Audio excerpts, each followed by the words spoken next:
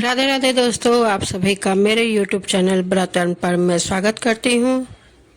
नारद जी कहते हैं कि एक समय विदेहराज जनक के घर दोपहर के समय श्रुतदेव नाम से विख्यात एक श्रेष्ठ मुनि पधारे, जो वेदों के ज्ञाता थे। उन्हें देखकर राजा बड़े उल्लास के साथ उठ खड़े हो गए और मधुपर्क आदि सामग्रियों से उनकी विधि पूर्वक पूजा करके राजा ने उनके चरणोदक को अपने मस्तक पर धारण किया। इस प्रकार स्वागत सत्कार के पश्चात जब वे आसन पर विराजमान हुए, तब विदेहराज के प्रश्न के अनुसार वैशाख मास के महात्म्य का वर्णन करते हुए वे इस प्रकार बोले। श्रुतदेव ने कहा, राजन, जो लोग वैशाख मास में धूप से संतप्त होने वाले महात्मा पुरुष के ऊपर छाता लगाते हैं, उन्हें अनंत पुण्य की प्राप्ति होती है। इस विषय में एक प्राचीन इतिहास का एक उदाहरण दिया करता है। पहले बांग्लादेश में हेमकांत नाम से विख्यात एक राजा हुए गए थे। वे कुशकेतु के पुत्र, परम बुद्धिमान और शस्त्रधारियों में श्रेष्ठ थे। एक दिन वे शिकार खेलने में आसक्त एक गहन वन में जा घुसे। वहां अनेक प्रकार के मृग और बारह आदि जंतुओं को मारकर जब वे बहुत थक गए, तब दोपहर के समय मुनियों के आश्रम पर गए। उस समय आश्रम पर उत्तम व्रत का पालन करने वाले शर्तरची नाम वाले ऋषि समाधि लगाकर बैठे थे, जिन्हें बाहर के कार्यों का कुछ भी ज्ञान न था, न उनकी कोई जनतव्य थी। उन्हें निश्चल बैठे देख राजा को बड़ा क्रोध हुआ और उन्होंने उन महात्माओं को मार डालने का निश्चय किया। तब उन ऋषियों के 10,000 शिष्यों ने राजा को मना करते हुए कहा, ओ खोटी बुद्धि वाले नरेश, हमारे गुरु इस समय समाधि में स्थित है। बाहर कहाँ क्या हो रहा है, इनको ये सब ज्ञान नहीं है, इसलिए इन पर तुम्हें क्रोध नहीं करना चाहिए। तब राजा ने क्रोध में विकल होकर शिष्यों से कहा, द्विज कुमारी, मैं मार्ग में से थका मांदा आया हूँ, अतः तुम ही लोग मेरा आतिथ्य करो। राजा का ऐसा कहने पर वे शिष्य बोले, हम लोग भिक्षा मांगकर खाने वाले गुरुजनों ने हमें किसी के आतिथ्य के लिए आज्ञा नहीं दी है। हम सर्वथा गुरु के अधीन है, अतः तुम्हारा आतिथ्य कैसे कर सकते हैं। शिष्यों का यह कोड़ा उत्तर पाकर राजा ने उन्हें मारने के लिए धनुष उठाया और इस प्रकार कहा, मैंने हिंसक जीवों और लुटेरों के भय आदि से जिनकी अनेकों बार रक्षा की है, जो मेरे दिए हुए दानों पर ही पलते हैं, वे आज मुझे ही सिखलाने चले हैं। ये मुझे नहीं जानते, ये सभी कृत्रिम धन और बड़े अभिमानी है। इन आतंकियों को मार डालने पर ही मुझे कोई दोष नहीं लगेगा। ऐसा कहकर वे कुपित हो धनुष से बाण छोड़ने लगे। बेचारे शिष्य आश्रम छोड़कर भय से भाग चले। भागने पर भी हेमकांत ने उनका पीछा नहीं छोड़ा और पीछा करता रहा और 300 शिष्यों को मार गिराया। शिष्यों को भाग जाने पर आश्रम में कुछ सामग्री थी, उसे राजा के पापात्मा सैनिकों ने लूट लिया। राजा के अनुमोदन से ही उन्होंने वहां इच्छानुसार भोजन किया। तत्पश्चात दिन बीतते बीतते राजा सेना के साथ अपनी पुरी में आ गए। राजा कुशकेतु ने जब यह अपने पुत्र का यह अन्यायपूर्वक कार्य सुना, तब उसे राज्य करने के अयोग्य जानकर उसकी निंदा करते हुए उसे देश निकाल दिया। पिता के त्याग देने पर हेमकांत घने वन में चला गया। वहां उसने अपने बहुत वर्षों तक तपस्या की, निवास किया।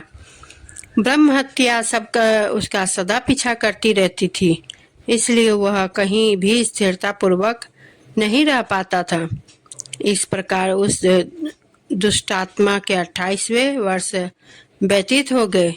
एक दिन वैशाख मास में जब दोपहर का समय हो रहा था, महामुनि तीर्थ यात्रा से प्रसंग में उस वन में आए। वे धूप से अत्यंत संतप्त और तृषा से बहुत पीड़ित थे, इसलिए किसी वृक्षहीन प्रदेश में मूर्छित होकर गिर पड़े।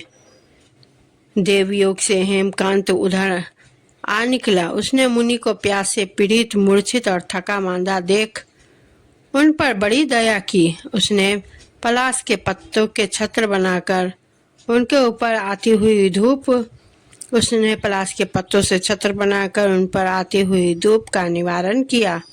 वह संग मुनि के मस्तक पर छाता लगाए खड़ा हुआ और तुम्बी में रखा हुआ जल उनके मुंह में डाला। इस उपचार से मुनि को चेत आया और उन्होंने छतरी को दिए हुए पत्ते के छाते को लेकर अपनी व्याकुलता दूर की। उनकी इंद्रियों में कुछ शक्ति आई और वे धीरे धीरे किसी गांव में पहुंच गए। उस पुण्य के प्रभाव से हेमकांत की 300 ब्रह्म हत्याएं नष्ट हो गई। इसी समय यमराज के दूत हेमकांत को लेने के लिए वन में आए। उन्होंने उसके प्राण लेने के लिए संग्रहणी रोग पैदा किया। उस समय प्राण छूटने की पीड़ा से छटपटाते हुए हेमकांत ने 3 अत्यंत भयंकर यमदूतों को देखा, जिनके बाल ऊपर की ओर उठे हुए थे।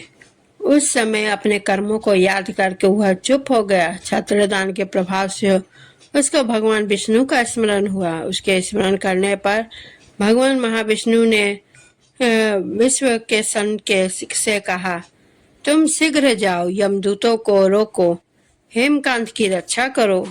अब यह निष्पाप एवं मेरा भक्त हो गया है। उसे नगर में ले जाकर उसके पिता को सौंप दो। साथ ही मेरे कहने से कुशकेतु को यह समझाओ कि तुम्हारे पुत्र ने अपराधी होने पर भी वैशाख मास में छत्रदान करके एक मुनि की रक्षा किया था, वह अब पाप रहित हो गया है। इस पुण्य के प्रभाव से वह मन और इंद्रियों को अपने बस में रखने वाला दीर्घायु, शूरता और उदारता आदि गुणों से युक्त तथा तुम्हारे समान गुणवान हो गया है। इसलिए अपने इस महाबली पुत्र को तुम राज्य भर का भार संभालने के लिए नियुक्त करो। भगवान विष्णु ने तुम्हें ऐसी ही आज्ञा दी है। इस प्रकार राजा का आदेश देकर हेमकांत को उनके अधीन करके लौट आओ। भगवान विष्णु का यह संदेश पाकर महाबली विश्व के सन ने हेमकांत के पास आकर यमदूत को रोका और अपने कल्याण में हाथों से उसके सब अंगों में स्पर्श किया। भक्त के स्पर्श से हेमकांत की सारी व्याधि क्षण भर में दूर हो गई। तदंतर विश्व के सन उसके साथ राजा के पुरी में गए। उन्हें देखकर महाराज कुशकेतु ने आश्चर्य युक्त होकर भक्ति पूर्वक मस्तक झुकाकर पृथ्वी पर साष्टांग घर में प्रवेश कराया।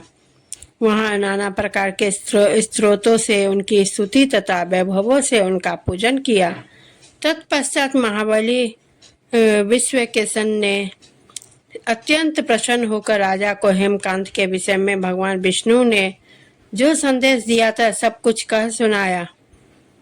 उसे सुनकर कुशकेतु ने पुत्र को राज्य पर बिठा दिया और स्वयं विश्व के सन की आज्ञा लेकर उन्होंने पत्नी सहित वन में को प्रस्थान किया। तदंतर महामना विश्व के सन ने हेमकांत से पूछकर और उसकी प्रशंसा करके श्वेतद्वीप में भगवान विष्णु के समीप चले गए।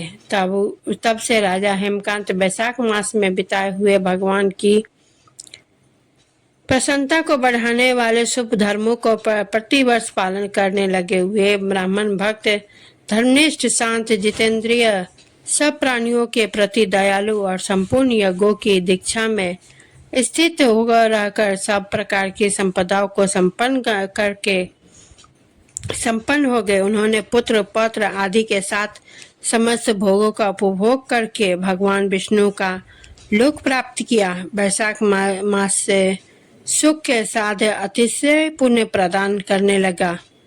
पाप रूपी ईंधन को अग्नि की भांति जलाने वाला परम सुलभ तथा धर्म, अर्थ, काम और मोक्ष चारों पुरुषार्थों को देने वाला है।